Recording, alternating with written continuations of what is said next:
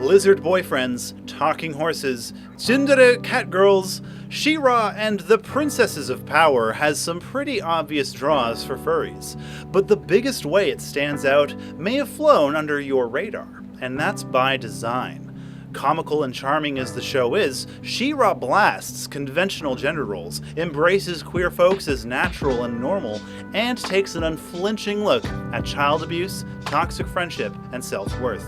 But the most radical aspect of the show is that it presents this extraordinary progress as ordinary.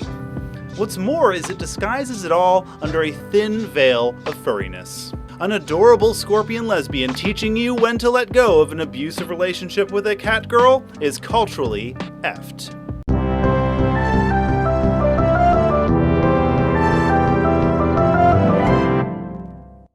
The GLAAD Award-nominated cartoon She-Ra and the Princesses of Power premiered in 2018 on Netflix. It has all-female writers and a ton of LGBTQ voice actors. The show is a remake of the original 1985 She-Ra series, which was designed from the get-go to empower girls while cashing in on the toyetic success of He-Man. She-Ra co-designer J. Michael Straczynski of Babylon 5 fame said she was designed as a warrior first and foremost. Unheard of for a female hero in the age of the pink aisle when your Saturday morning competition is strawberry shortcake and the Smurfs. In the 80s She-Ra series, almost every male or female character had the exact same body, literally. They were traced over the same reference footage of a male bodybuilder and a female dancer. This was done to save money, but the new show features a vast range of body types, especially for women. Spinnerella having curves is unprecedented in the She-Ra mythos and universe. If the ladies in the 2018 series don't look strange to you, congratulations! You've probably seen a human woman in real life. Cartoons, to the extent that they feature women at all, tend to draw them as skinny, big-breasted, carbon copies of one another. Just how powerful is the inertia in drawing female characters this way? We need to look no further than Furry's favorite blue fox, Crystal, whose buxom figure in fan art is as inexplicable as it is universal. Check out our Star Fox episode for more vixen-tailed details. This problem isn't specific to the furry fandom either. When the new She-Ra was revealed wearing clothes and having breasts proportionate to her body, conservative mouth breathers across the globe clutched their social media pearls in outrage at how insufficiently sexualized this teenage girl in a children's cartoon was. And it doesn't stop at the physical. Bo is a sensitive mediator. Scorpia is a bruiser who just wants a hug. Natasha and Spinnerella are married lesbians. Rogelio is Kyle's hunky lizard boyfriendio. Bo has two adorable dads.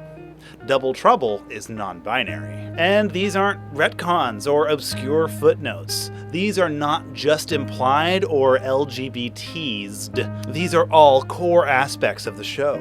If you've heard queer folks raving about this show, it's because we are in it. The voice actors for these roles are LGBTQ themselves. Seeing fully realized queer characters is really encouraging to an adult. To a child, it's life-changing. Whether they grow up queer or not, they learn to see queer people as people. Even just a few years ago, a cartoon would have been considered good representation just for having a background queer relationship. Friendship is Magic, for example, confirmed the Lyra and Bon Bon were in a lesbian relationship on screen in the final season. But even just implying it put them at the leading edge of LGBTQ representation in children's media for almost a decade. Steven Universe, of course, had fought the hard fight for queer representation in kids' animation. Rebecca Sugar, the show's creator, fought with producers tooth and claw to recognize the romantic relationship of Ruby and Sapphire, aka Garnet, and presented the merging of Steven and Connie as a non-binary person, Stevani. She-Ra, meanwhile, doesn't just hint at or use metaphors for queer characters, it puts them front and center. My Little Pony, and Steven Universe might have paved the way, but She-Ra is helping us move in. This unprecedented level of queer rep should be shocking, but it's actually easy to miss. Why? Because exactly nobody in universe finds being queer noteworthy at all.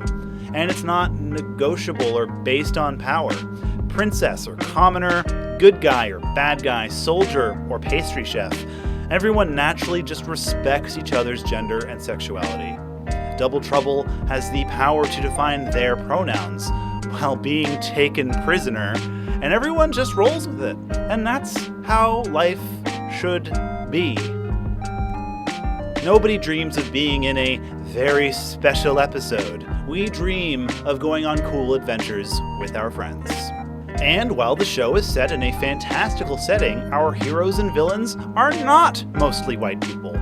This is a departure from even the previous series, where everyone having to be white was explained away as a means to simplify toy production.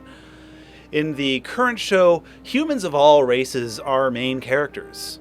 If you're white, this might not seem like a big deal. Like queer representation, it can mean the world to folks who haven't grown up seeing people like themselves on screen. Of course, not everybody on the show is a human.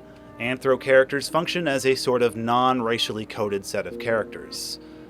No matter who you are, you can see yourself in somebody in the show. Catra's messed up, yo.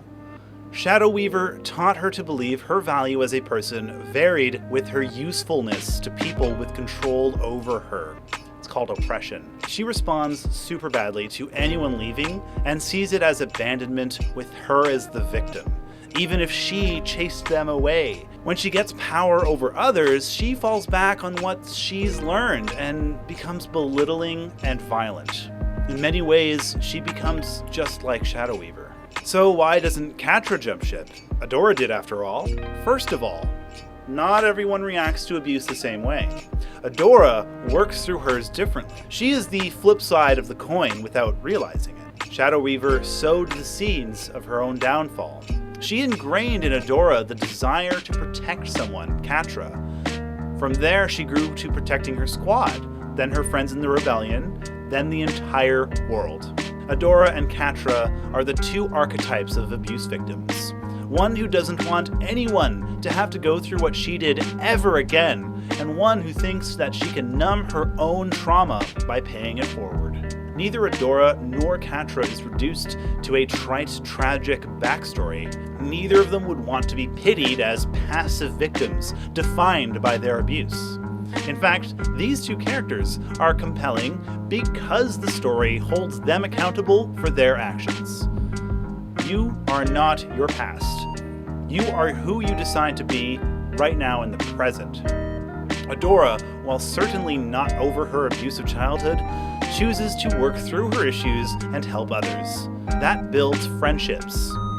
Catra chooses to continue the cycle of abuse. It drives everybody away. Kyle, Rogelio, Lonnie, and even Scorpia. We see the flip side of toxic relationships with Scorpia. She thinks that her worth as a person is being a loyal friend, when the Horde, and specifically Catra, takes advantage of this. She tells herself she just needs to keep being a good friend, and eventually the people in her life will turn into good friends too. She gets taken advantage of, over and over. All the while, she makes excuses for others' misdeeds.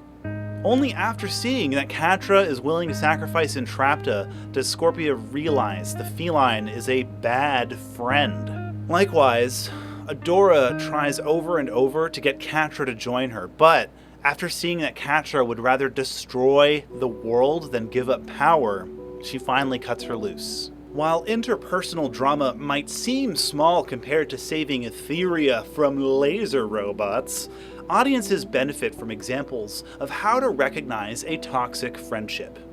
For kids, this might be the first time a show has specifically addressed the topic for them. Why does this matter? If you were an alien watching this show to prepare for life on Earth, you'd show up ready to treat women, minorities, and queer folks like other humans. Why does that matter? Because every kid is basically like an alien that's new to the planet. They have no clue what our culture is like, and we have to show them. With shows like She-Ra, they're being taught that equality isn't some abstract ideal, it's the natural order. What's more, by showing heroes you can identify with, She-Ra makes it easier for you to see yourself as a hero. What's more, by showing heroes you can identify with, She-Ra makes it easier for you to see yourself as a hero. A recurrent theme of the new She-Ra series is that the average person must stand up against injustice.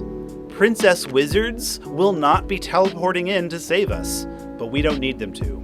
We can all be heroes. And She-Ra and the Princesses of Power didn't arise in a vacuum. The only reason we've come this far is because countless people like you saw moments where they could become someone's hero, improve the world, even if it's just a kids show, and they went for it. If She-Ra has a central thesis, it's that only you can define your worth. The characters talk constantly about being worthy or worthless, useful or useless. Adora wraps her self-worth up in being a good soldier and then being a good She-Ra. Catra claws her way higher and higher within the Horde, but is never happy. Scorpia's thing is that she's a good friend, but she lets Catra walk all over her because she can't assign worth to herself. Every major She-Ra character struggles with how to define their self-worth, and the show teaches us that you can't rely on the outside validation to assign you worth as a person. You have to give it to yourself. If you would like to join our Great Rebellion, please click like and subscribe. Our Council of Princesses meets on Patreon, where you can get exclusive inside content and regular chats with the creative team. This episode was written by Tempo, whose books you can buy in the description. I have been your host, RK. Thanks for watching. I have the power! I'm David Bunny as Rusty Stardust. This is Major Tom to ground control. We're going down to subscribe to Culturally Effed on YouTube. You can be the starman waiting in our skies by subscribing to Culturally Effed. Hit the notification bell. Donate your spare change over at patreon.com/culturallyeffed. Look modern and fabulous by shopping at our online store, culturallyeffed.com.